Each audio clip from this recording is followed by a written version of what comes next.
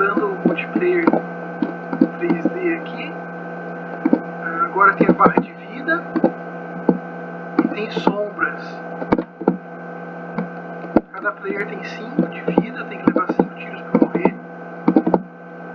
Razoavelmente difícil acertar um tiro, uma vez que o player é pequeno e... foi 4, 5, morreu. E mudou a questão de sombra, né? A iluminação do avião também tá melhor, ele tá com mais brilho.